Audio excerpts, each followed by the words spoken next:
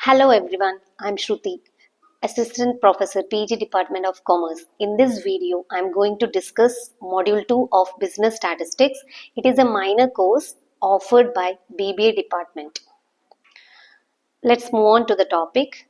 In Module 2, we have measures of central tendency, dispersion, skewness, and kurtosis. Now let's move on to measures of central tendency.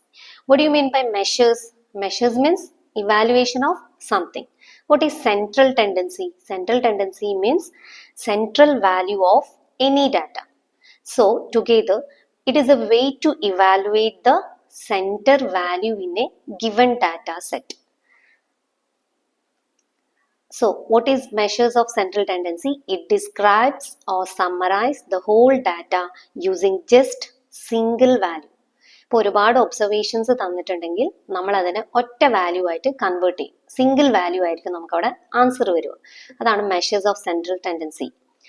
And it is A part of descriptive statistics. It is a part of descriptive statistics. അതായത് സ്റ്റാറ്റിസ്റ്റിക്സിൽ we have two types of statistics, descriptive and inferential. അപ്പോൾ descriptive എന്ന് പറയുമ്പോൾ summarise ചെയ്യുന്നതാണ്. So it is a part of descriptive statistics. And it represents the middle or center of a given data series. And it does not provide any information regarding individual data points because statistics is aggregates of facts and it does not study a single value. So, same way here, it does not provide any information regarding the individual data. So, what is the need of measures of central tendency? Why you are using central tendency? Because of its easiness. It is very easy to understand and calculate. And next one, summarizing the data. If there is a large data, we can summarize into short. Summarizing the primary characteristic of entire data set. Next, it is useful for comparison.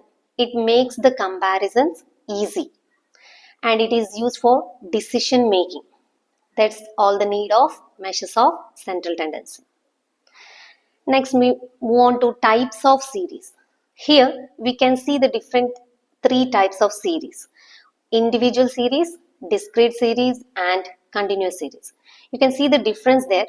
Individual series means, see there, in x values, there is no repetitions. Only single set of observations is there. Same way, in discrete series, you can see there x values and f values, frequency values. Suppose if ഒരു discrete സീരീസിൽ ഇപ്പോൾ അതൊരു marks ആണ് അവിടെ, X series എന്ന് പറയുന്നത് marks ആണ്. അപ്പോൾ 20 മാർക്സ് കിട്ടിയിട്ടുള്ള 5 പേരുണ്ട് അവിടെ. അതേപോലെ 25 മാർക്സ് കിട്ടിയിട്ടുള്ള 3 students. Likewise frequency values അവിടെ വന്നു. നേരെ മറിച്ച് ഇൻഡിവിജ്വൽ സീരീസിൽ ആർക്കും റിപ്പിറ്റേഷൻ വാല്യൂസ് ഇല്ല. അതുകൊണ്ടാണ് അത് ഇൻഡിവിജ്വൽ സീരീസ് ആയിട്ടിരിക്കുന്നത്. Discrete series means there is some repetitions in the values, so you're using x values and frequency values. മൂന്നാമത്തത് കണ്ടിന്യൂസ് സീരീസ്. കണ്ടിന്യൂസ് സീരീസ് നോക്കിയവിടെ അത് ക്ലാസ് ഇന്റർവൽ ഫോമിലാണ് ഉള്ളത്. Like 0 to 10, 10 to 20, 20 to 30, 30 to 40. ഒരു class ഇന്റർവലിന്റെ അകത്താണ് marks ഒക്കെ അവിടെ ഇരിക്കുന്നത്. Suppose for example 0 to 10, 0 to 10 വരെ ഉള്ള ക്ലാസ് ഇന്റർവെല്ലിൽ എത്ര സ്റ്റുഡൻസ് ഉണ്ട്? 3 പേര്. അതേപോലെ 10 to 20 എന്ന് പറയുന്നത് 8 പേര്. Like on. അപ്പോൾ ടൈപ്സ് ഓഫ് സീരീസ് വെച്ചിട്ടാണ് എല്ലാ പ്രോബ്ലംസും സോൾവ് ചെയ്യേണ്ടത്. So we have 3 series: individual series, discrete series and continuous series. Next, what are the important measures of central tendency? ഈ സെൻട്രൽ ടെൻഡൻസി മെഷർ ചെയ്യാൻ വേണ്ടിയിട്ട് യൂസ് ചെയ്യുന്ന ടൂൾസ് ആണ്. First one, arithmetic mean, then we have median, mode, geometric mean and harmonic mean. So let's move on to the first measure of central tendency, that is arithmetic mean or mean we can say. Mean means how you're calculating mean.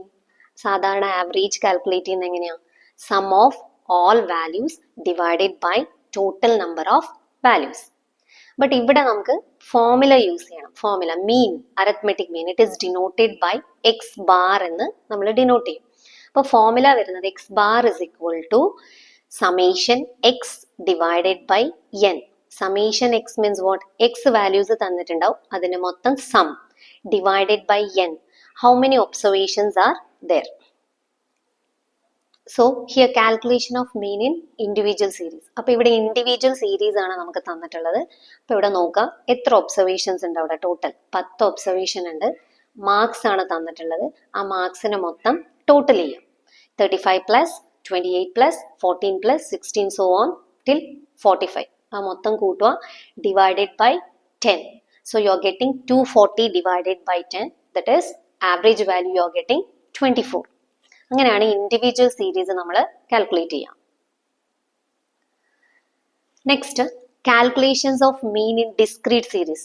Already ഞാൻ പറഞ്ഞു mean in discrete series എന്ന് പറയുമ്പോൾ we have x values and frequency values. അപ്പോൾ formula എന്ത് വരും? Formula മാറ്റം വരും.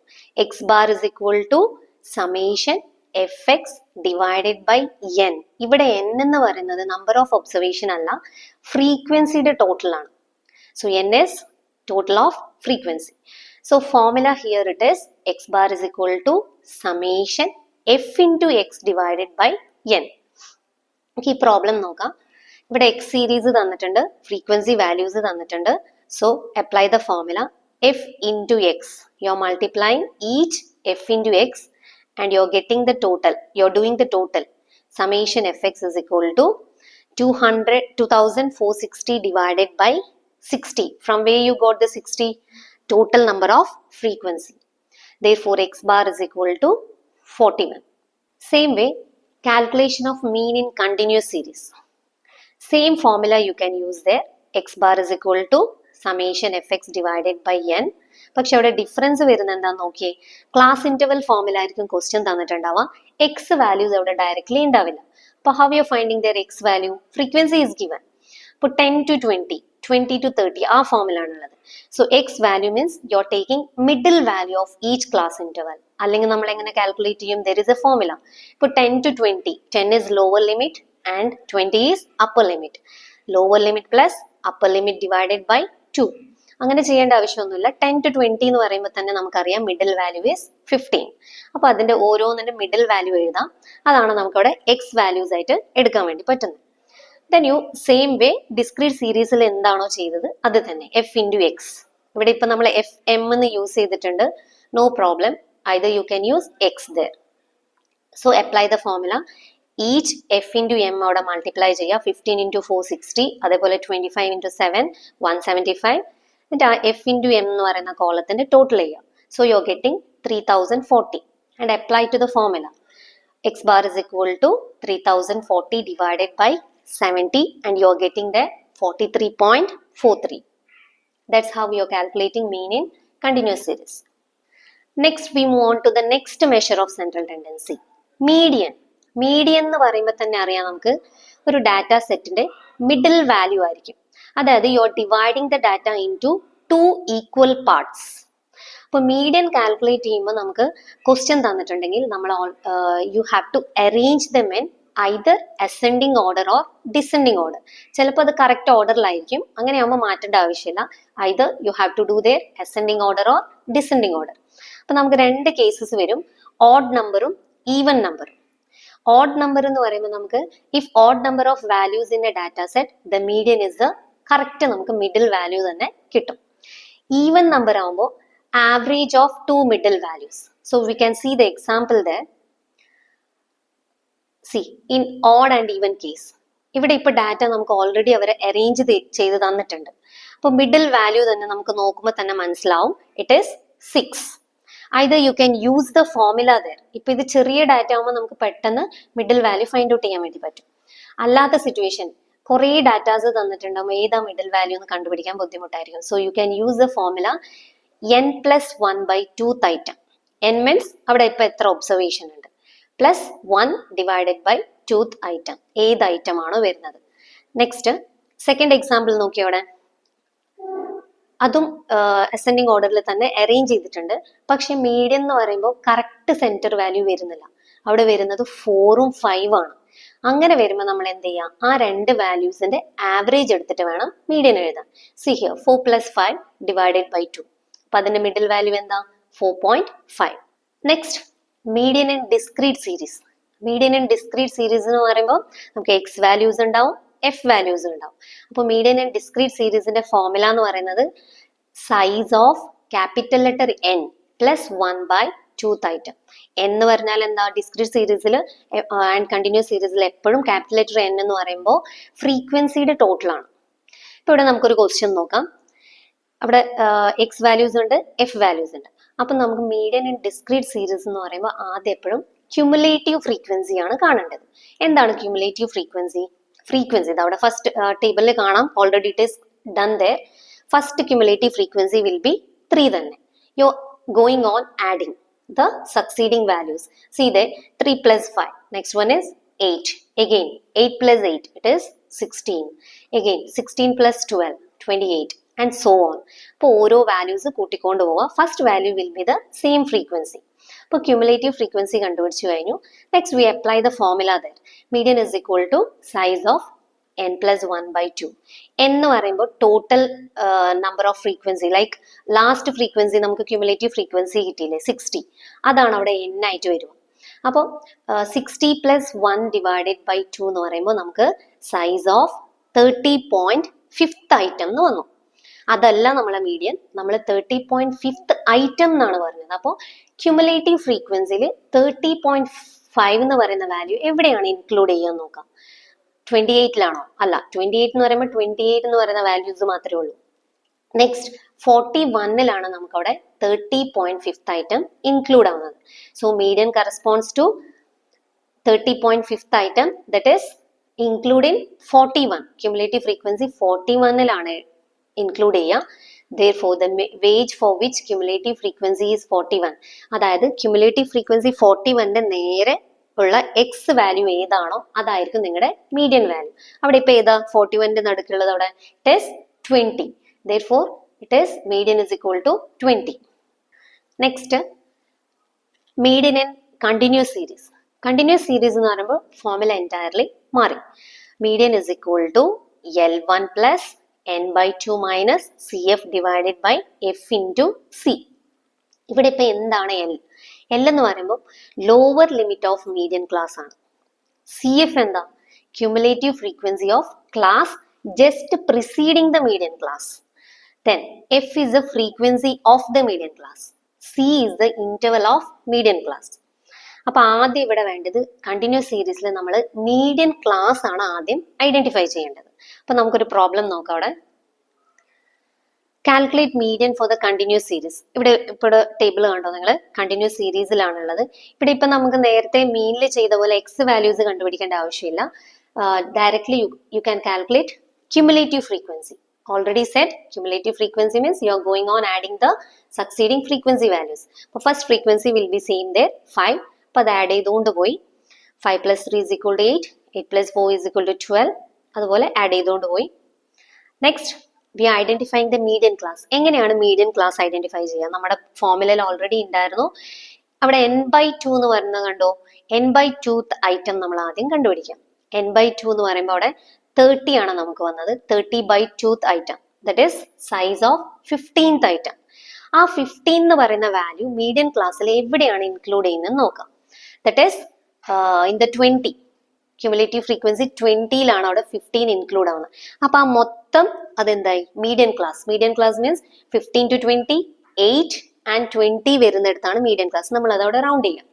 അപ്പൊ median class lies between class 15 to 20. ഇനി വേണം നമ്മൾ ഫോർമുല അപ്ലൈ ചെയ്യാൻ. അപ്പൊ ഫോർമുലയിൽ എൽ എന്ന് പറയുന്നത് എന്താ? Lower limit of the median class.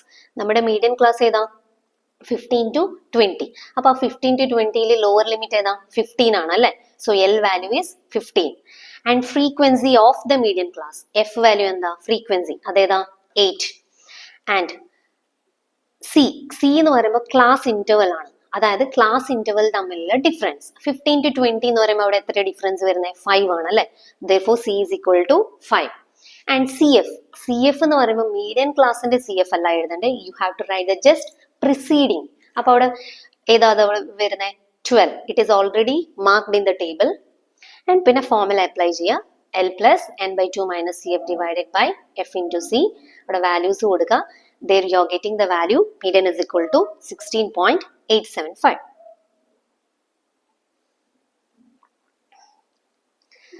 Next we are seeing mode. Mode means most frequently occurring value in a data set.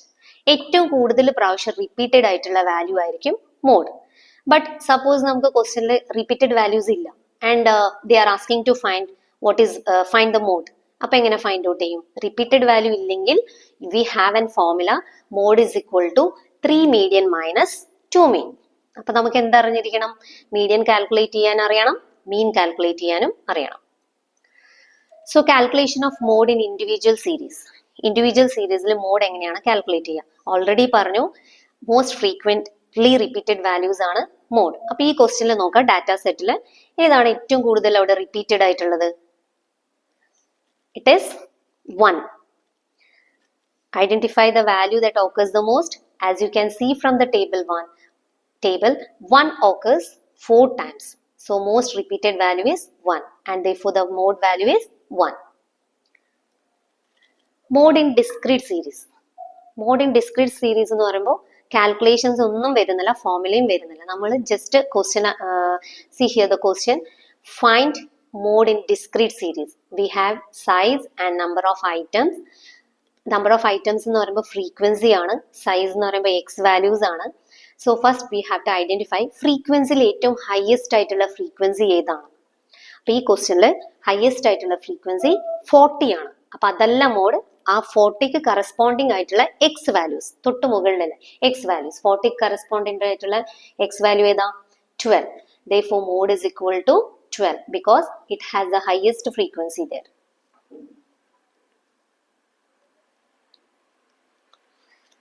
Next we have mode in continuous series. ഇവിടെ നമുക്ക് formula വരുന്നുണ്ട്. We have the formula L plus f1 minus f0 divided by 2f1 minus f0 minus f2 into I. I എന്നും എഴുതാം, C എന്നും എഴുതാം. അപ്പൊ ആദ്യം നേരത്തെ മീഡിയനിൽ ചെയ്ത പോലെ തന്നെ മീഡിയൻ ക്ലാസ് അല്ല, ഇവിടെ മോഡൽ ക്ലാസ് നമ്മൾ ഐഡന്റിഫൈ ചെയ്യണം. അതാണ് മോഡൽ ക്ലാസിന്റെ ലോവർ ലിമിറ്റ് ആണ് L. f1 means what? Frequency of the model class. f0 എന്ന് പറയുമ്പോൾ preceding ആണ്, preceding of the model class. f2 means succeeding value of the model class. So we can see the question here. Find out the mode for the following series. Class interval formula ആണുള്ളത്. അപ്പൊ നമ്മളവിടെ ആ ടേബിളിൽ നോക്കാം, highest frequency എവിടെയാണ് ഉള്ളത്? 15ലാണ് highest frequency അല്ലെ. അപ്പൊ അതിന് കറസ്പോണ്ടിങ് ആയിട്ടുള്ള ക്ലാസ് ഇന്റർവൽ ഏതാ? 20 and 30. അപ്പൊ അതവിടെ റൗണ്ട് ചെയ്യാം. അപ്പൊ 20 to 30 ആണ് നമ്മുടെ മോഡൽ ക്ലാസ്. ഇനി നമ്മളെ ഫോർമുല യൂസ് ചെയ്തിട്ട് അവിടെ ചെയ്യാം. അപ്പൊ അവിടെ ഏതാ ലോവർ ലിമിറ്റ് വരുക? എൽ വാല്യൂ 20 to 30 എന്ന് പറയുമ്പോൾ 20 ആണ് എൽ വാല്യൂ വരിക. ആൻഡ് f0 എന്ന് പറഞ്ഞാൽ എന്താ? ജസ്റ്റ് പ്രിസീഡിങ് ഫ്രീക്വൻസി 15 ആണ് മോഡൽ ക്ലാസിന്റെ frequency, just preceding frequency is 10. And f1 എന്ന് പറഞ്ഞാൽ frequency of the model class, അത് 15 ആണ്. f2 എന്ന് പറഞ്ഞാൽ എന്താ? Succeeding of the model class, so it is 8. And just apply the formula. And by applying the values, you are getting their mode is equal to 24.16.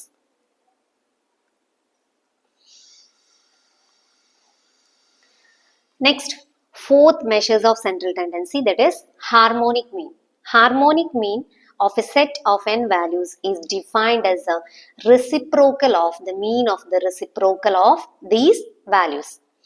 And why you are using harmonic mean? It is useful for computing the average rate of increase in profits, average rate of speeds, etc. ഇവിടെ കണ്ടോ, harmonic മീനിന്റെ formula നേരെ reverse വരുന്നത്. നമ്മൾ ഇപ്പൊ നോക്കിയ 3 ഫോർമുലയിലും divided by n എന്നാണ് വരുന്നത്. ഇവിടെ ന്യൂമറേറ്ററിലാണ് n വരിക.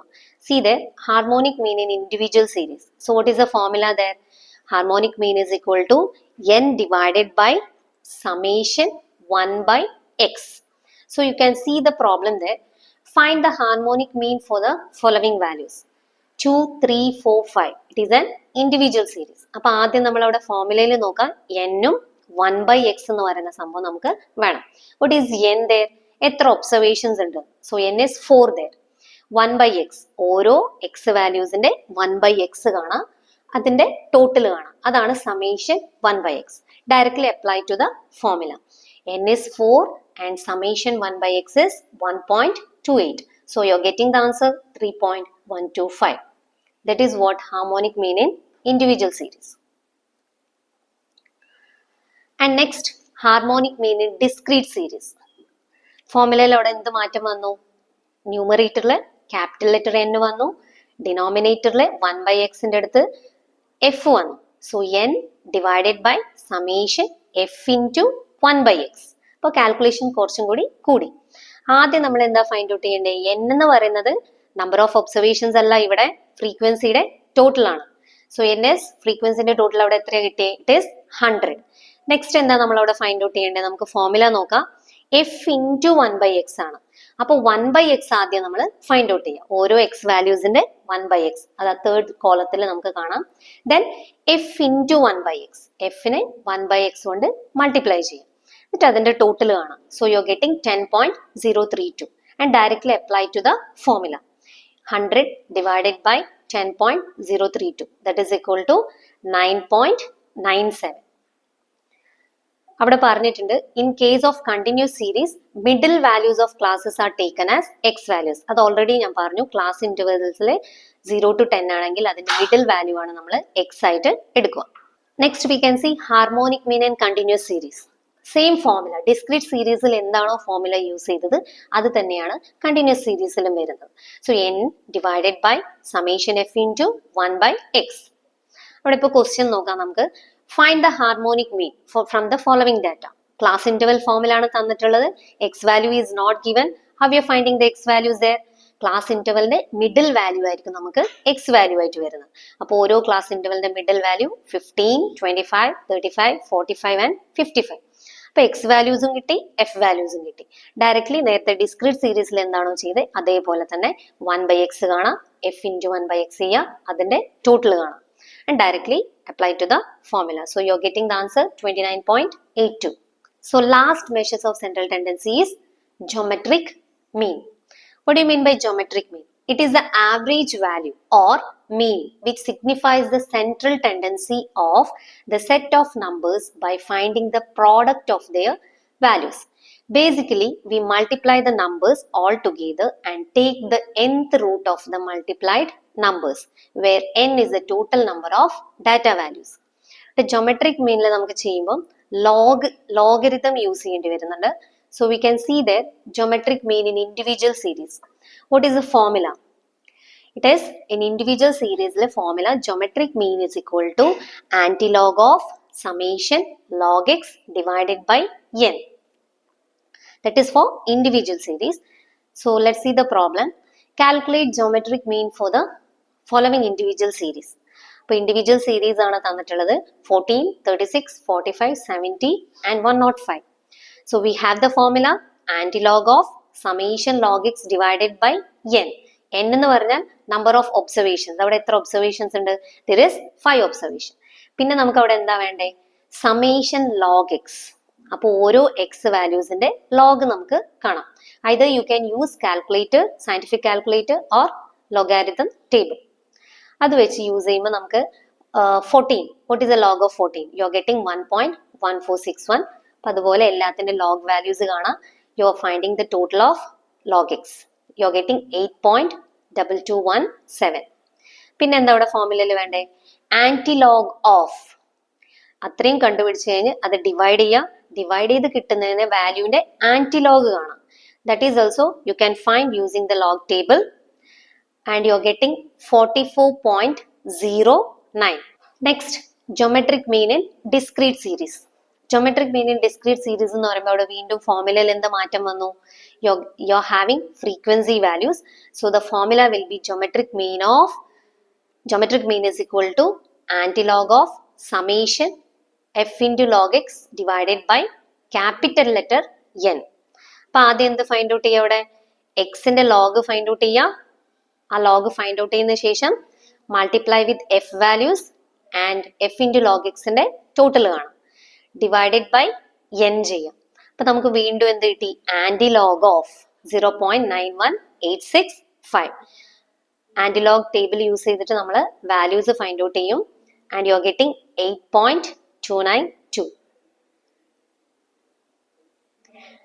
And same way geometric mean in continuous series same formula തന്നെയാണ് നമ്മൾ അവിടെ യൂസ് ചെയ്യുന്നത്. That is antilog of summation f into log x divided by capital letter N. അവിടെ എന്താ ഡിഫറൻസ് വരുന്നത്? എക്സ് വാല്യൂസ് തന്നിട്ടില്ല, ക്ലാസ് ഇന്റർവൽ ഫോമിലാണുള്ളത്. നമ്മൾ അതിന്റെ മിഡിൽ വാല്യൂസ് എടുത്തിട്ട് same way you are calculating. And find the values of log and multiply the x value with frequency and find the total and apply to the formula. Here you are getting the answer 106.23. In this video we have discussed module 2 of business statistics. ഏതൊക്കെയായിരുന്നു? Measures of central tendency മാത്രമാണ് ഇവിടെ discuss ചെയ്തത്. ഏതൊക്കെയായിരുന്നു? Arithmetic mean, median, mode, harmonic mean and geometric mean. I hope you understood the topic. Thank you.